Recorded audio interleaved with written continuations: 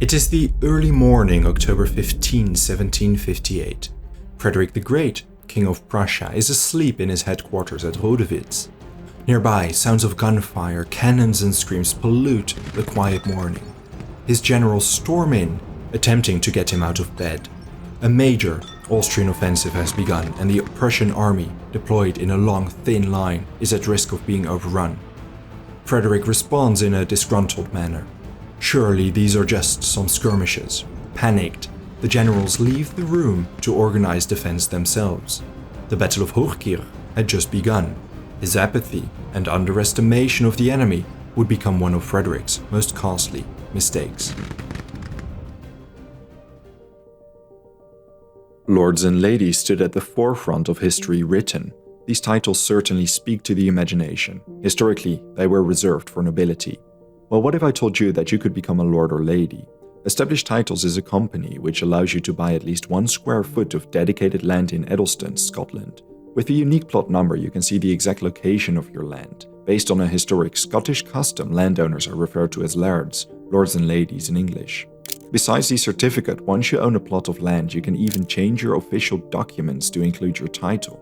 Gifting someone or yourself a title is an incredibly fun and ideal last-minute present. It is unique, unexpected, and it lasts a lifetime. Perhaps more importantly, Established Titles has a formal pledge to protect the area's biodiversity. As partners with One Tree Planted and Trees for the Future, they support global reforestation efforts. They commit to planting 1 tree for every title pack sold. They told me that the first 200 people purchasing a title pack using my link will effectively be next to my plot, within a few minutes of walking. Depending on how many of you want to become a lord or lady, we can build our little House of History kingdom. Support my channel, visit the link in the description and use the unique code for an additional 10% off.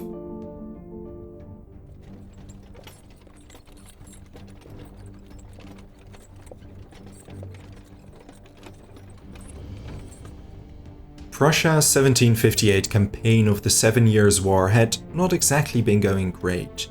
The only one making real progress was his brother-in-law Ferdinand of Brunswick against the French in the west. On the Eastern Front, Frederick abandoned the siege of Olmütz after the disastrous ambush at the Battle of Domstadtel. The subsequent Battle of Zorndorf against the Russians had been exceptionally bloody and savage. As the Prussians were burying the dead in mass graves, Frederick received alarming news from his brother. A few weeks earlier, when retreating from the siege of Olmütz to intercept the Russians, Frederick stationed his brother Prince Henry in Saxony to prevent an Austrian advance. Vermer's anger at the lack of Austrian support during Zorndorf was the writing on the wall. There weren't Austrians to augment his army because they were concentrated against Saxony. In late August, General Loudon's light troops marched into Lower Lusatia. Field Marshal Daun and the main Austrian army followed via Gorlitz. They marched against Prince Henry's positions, south of Dresden. The prince commanded 20,000 soldiers at best, nowhere near enough to hold out against Daun's 80,000 combined Austrian imperial force. Frederick immediately collected 15,000 soldiers to march west. Luck struck when Vermer's army retreated towards the Baltic coast, freeing more soldiers. General Dohna remained nearby Küstrin in case Vermer returned. Frederick embarked on another long and grueling march to his brother's aid. Daun learned of Frederick's approach during this march, and he positioned his army at Stolpen, to Dresden's east. Despite the overwhelming numbers and lack of Prussian reinforcements, Daun failed to capitalize on his advantage. Despite scorching weather and Zorndorf's aftermath, Frederick's army managed to cover 110 miles, around 180 kilometers, in 7 days, an impressive distance, causing many casualties among the battered Prussians. Daun occupied the hills around Dresden. Elsewhere, the situation heated up as well. The Swedes finally kicked into action. In late September, General Karl Heinrich von Wedel scored a victory against the Swedes at Tornhof and Fehrbellin. For now, the Swedes were kept in check. Frederick's arrival unnerved Daun. He wanted to fight the Prussians in optimal conditions. By early October, Daun marched towards Silesia. Frederick shadowed him. He hoped that if he pushed Daun, the field marshal would fall back towards Zittau. Instead, a game of cat and mouse developed. For days, Daun pulled back his army as Frederick grew frustrated, trying to force a battle. Daun received pressure from Vienna. They criticized his timid, he called it cautious, maneuvering and lack of action. They warned him the French and Russians would withdraw from the alliance if he did not fight. On October 7, Daun set up camp at Kittlitz. Frederick followed suit. He was confident Daun wouldn't attack, not in the least thanks to a spy in the Austrian camp feeding him information. But little did Frederick know this spy was compromised, feeding him exactly what Daun wanted him to know.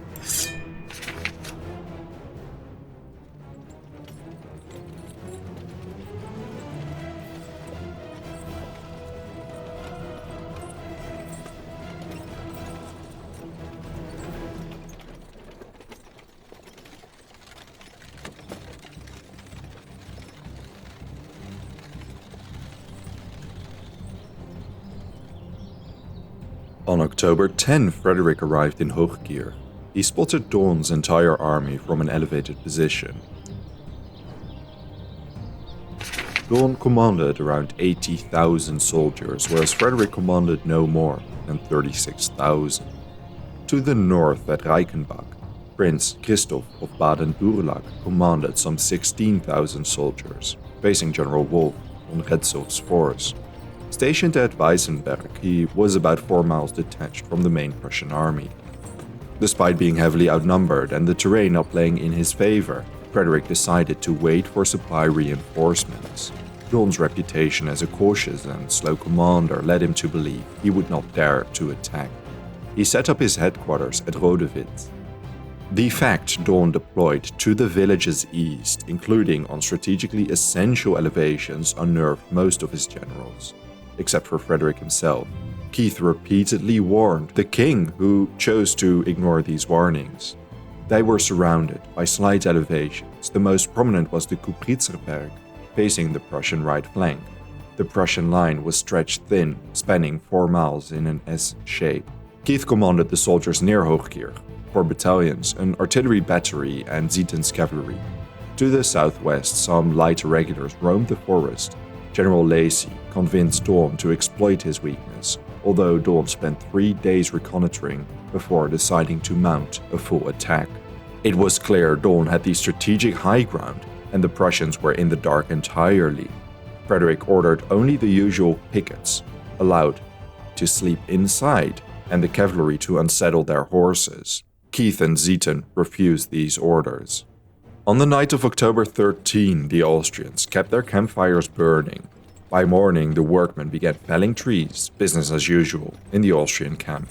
Except the main army departed. The long morning march through difficult terrain went surprisingly smooth. By 3:30 a.m., most of the Austrian army reached their intended positions to attack. Daun personally led the main assault through the woods, commanding 30,000 soldiers. Loudon advanced from the southwest with a mixed infantry-cavalry contingent. General O'Donnell circumvented the woods and elevations entirely and approached from the west. The Duke of Arenberg commanded 20,000 infantry approaching from the northeast. By 4 a.m. the Austrians were in position. Loudon was the first to engage in combat, with the Prussian irregulars roaming the woods. Fighting broke out as the Prussian artillery opened fire blindly upon hearing the noise of battle. An artillery duel emerged. This continued until Loudon's grenadiers crept up behind the southernmost artillery battery and quickly neutralized all soldiers. On the Prussian right flank, officers realized their pickets in the woods had been overrun and an attack was imminent. Panic erupted as soldiers scrambled to take their positions and man the artillery. The Austrian infantry was already entering Hochkirch from the south. Then Loudon's cavalry charged into the Prussian lines from the west. Many soldiers were mercilessly slain without even having the chance to put up a fight. A regiment from the center line was the first to respond. They swerved south before attacking Loudon's force. Half-dressed grenadiers decided to form a spirited defense, but they were heavily outnumbered. The entire right flank was overrun, with many soldiers retreating to the north. Prussian officers had trouble getting Frederick out of bed. The king attributed the noise of battle to the usual morning skirmishes with Croatian irregulars. Most of the haphazardly formed defense was coordinated by Zieten, Keith and Seydlitz. Meanwhile, Austrian howitzers opened fire and burned large parts of the village. Finally, Frederick learned the ugly truth of the situation developing when some rounds hit his headquarters. He ordered his army to evacuate, dispatched a courier to goad the 16,000-strong army stationed around 4 miles to the north into action, and sent 3 regiments under Prince Francis of Brunswick towards Hochkirch. Zieten mounted a counterattack against Daun's main army, though holding them back initially, his hussars would not be able to hold out against the overwhelming force. Within Hochkirch, Keith attempted to lead an assault to recapture the heavy artillery. Instead, he was shot through the chest before a cannonball knocked him off his horse, killing him instantly. To the northeast, Arenberg launched an attack against the Prussian battalions and battery of 30 cannons. These held out bravely, despite being outnumbered. Upon receiving Frederick's courier goading him into action, Retzow dispatched his cavalry to the south. These ran into O'Donnell's cavalry. It is unsure if they engaged in combat before O'Donnell retreated to Steindorf. By now, Retzow had moved to link up with Prince Charles. They intended to secure the line of retreat for the main Prussian army. Throughout the fighting, most Prussians concentrated themselves around Hochkirch's north, desperately defending against the ever-advancing Austrians. By 6 a.m., Prince Francis arrived. With the remaining infantry, they mounted a counterattack. This counterattack was surprisingly successful, and the enemy was pushed from the village. But the continuous artillery barrage did not make much of a victory, let alone a moment that turned the tide. Instead, canister shot killed many infantry and high-ranking officers. Frederick, commanding a fresh infantry force, reached the village shortly after. They mounted another counterattack together with Zieten's cavalry. During the attack, a cannonball killed Prince Francis. An Austrian counterattack from the south with Croat irregulars flanking them from the left and Lacy's cavalry from the right proved the finishing blow. Frederick called the retreat. It was utter chaos among the Prussian lines. Retzow established the new Prussian line to Warwitz's north. Slowly, battered Prussian infantry straggled towards him. Some regiments lost over 60% of their strength. Around this time, the infantry fighting Arenberg was surrounded. Most surrendered, and a few managed to retreat to the improvised Prussian front line. All cannons fell to the Austrians. By 10 a.m., the battle was over. The majority of the Prussian army retreated to the northwest. Nearly 10,000 soldiers were left in Hochkirch fighting an impossible battle. Despite the incredible chaos and carnage, the retreat was orderly, without panic. The Austrians did not launch a pursuit. The assault was catastrophic for the Prussians. The fact the entire army did not retreat in an uncoordinated rout says a lot about the Prussian discipline. One of Hochkirch's streets was known as Blood Alley, for a river of blood poured down the gutters from the massacre there. The casualty figures were enormous. Around a third of the Prussian army, over 9,000 men, were lost. Besides that, they lost supplies and tents, heavy guns and provisions. The army also lost the king's brother-in-law, Francis of Brunswick, General Geist, and Field Marshal James Keith. Prince Moritz of Anhalt-Dessau was severely wounded and would never recover. The Austrians, despite completely surprising the Prussians, lost some 6,000.